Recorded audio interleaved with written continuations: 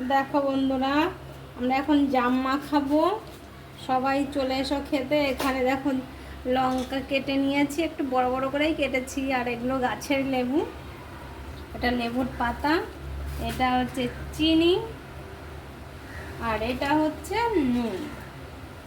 এটা হচ্ছে নুন বাস। আর এ হলো হচ্ছে কালো নুন।